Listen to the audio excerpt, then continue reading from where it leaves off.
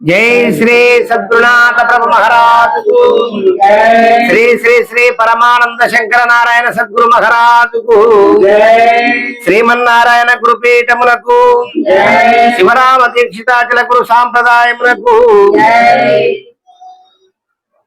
నేడు శ్రీమన్నారాయణ గురుపీఠ అధ్యక్షులైనటువంటి శ్రీ శ్రీ పరమానంద శంకర నారాయణ సద్గురు స్వాముల వారికి పాదపద్మములకు శిరసాష్టక నమస్కారములు చేస్తూ, ఈనాడు నాగర్ కర్నూలు జిల్లా చంద్రపట్ల గ్రామంలో ఈ యొక్క పరమానంద శంకర నారాయణ సద్గురు యొక్క వారి యొక్క మందిరమునందు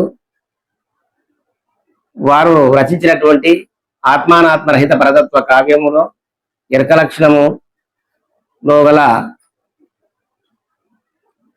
54వ కందార్థమును నేడు విచారించుకుందామని అందరి యొక్క అభిప్రాయం చేత స్టార్ట్ చేసుకుందాము.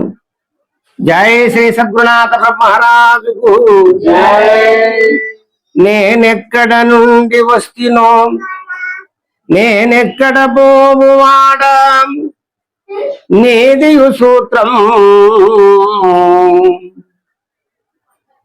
నానే జతెట్లు కలిగను, పూనియు నెరుగించువాడే పూజింపబడేయు,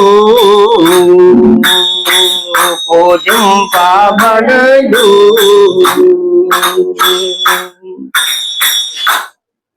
ఈ మర్మము గురుని చేగనేయు, ఈ మర్మము గురుని చేగనేయు. తానోనే నన్ను చోనో తగవులాడకయుండి, తానోనే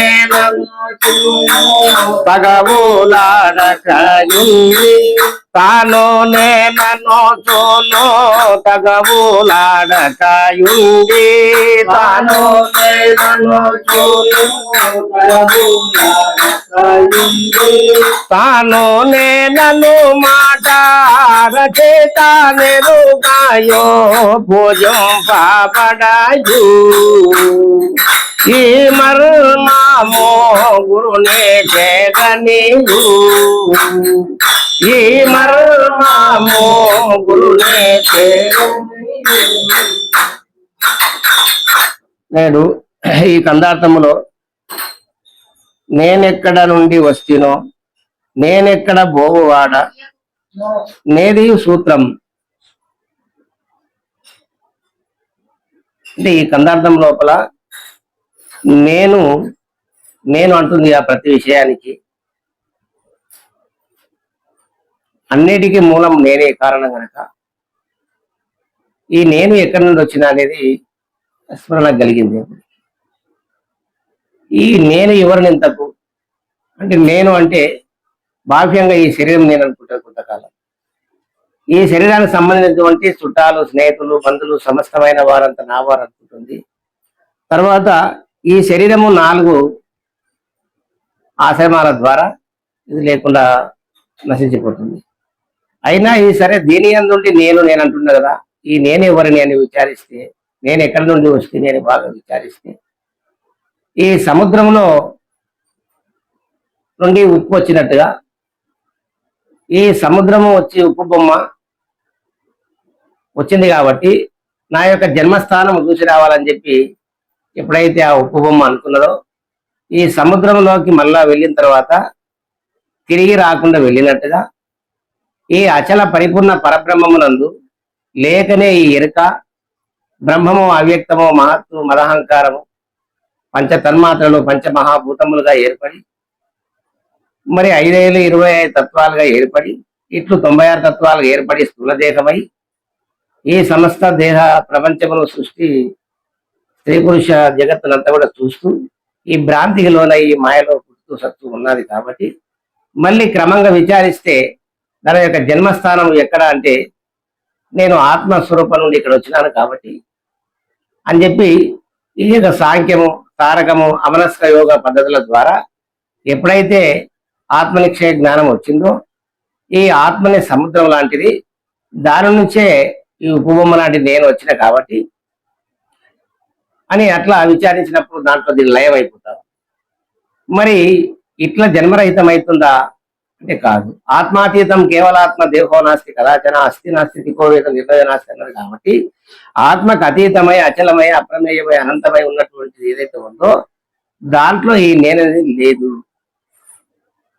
కనుక అట్లా విచారించుకోవాలని చెప్పి మన నాయన గారు చాలా చక్కగా నేను ఎక్కడ వాడ మళ్ళీ ఎక్కడి నుండి వచ్చినావో తిరిగి అక్కడ పోతేనే ఇది లయం అయిపోతుంది తప్ప అట్లా కాకుండా ఇంకో విధంగా కాదు అని. నేది సూత్రం అంటే సూత్రం అంటే ఏంటి తెలుసుకునే విధానం. సూత్రం అంటే ఎట్లా అంటే మనల యందు దారం యందు మనలు కూర్చోబడినట్టుగా ఆ సూత్రం యందే సమస్త సృష్టి అంతా కూడా నిక్షిప్తమై ఉన్నది. అయితే సూత్రం అనే దారం కనబడదు, దండ మాత్రం కనబడుతుంది. ఈ సమస్త జీవులు స్థూల రూపంలో ఉన్నటువంటిది కనబడుతుంది కాబట్టి ఆ సూక్ష్మం కనబడదు. ఏది సూత్రం? నీనా జత ఎట్లా కలిగాను? నీనా జత అంటే నేను మేనులు ఎట్లు కలిగాను?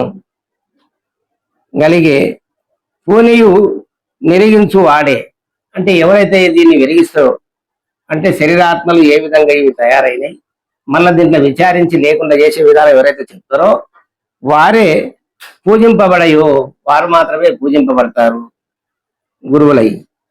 ఈ మర్మము గురునిచే గనియు అంటే ఎట్లా తెలుసుకోవాలి ఈ మర్మము?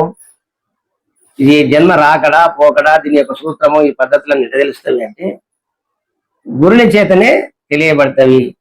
అంటే ఈ గురు సాంప్రదాయము అనేది సనాతన సాంప్రదాయం కనుక ఈ గురు శిష్య న్యాయ పద్ధతుల ద్వారా ఇది తెలియబడుతుంది అనేది ఆయన గారు దీంట్లో చాలా చక్కగా పొందపరిచినాడు. పునీయు వెలిగించువాడే పూజితుడు. తాను నేననుచును తగవులాడకయుండి అంటే తాను అనగా దేవుడనే వాడు ఉన్నాడు, నేను ఉన్నాను, ఈ సమస్త ప్రపంచం ఉంది అనేది ఈ భ్రాంతి భేదబుద్ధులు లేకుండా తానేననకను నిండిన దానికి వేరేమి బయలు తానేనంటును. నేనని ఏదో నేనెవరు లేనెరకము ఉండి ఉంటే లేనే లేవు సుమ్మి అంటిని అంటే లేనే లేవు సుమ్మి.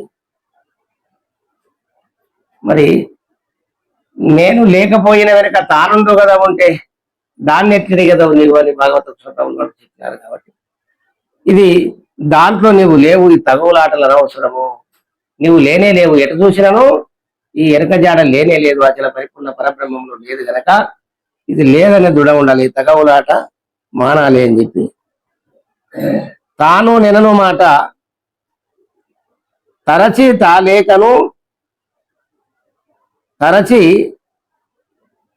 తాలేకను పూజింపబడయు.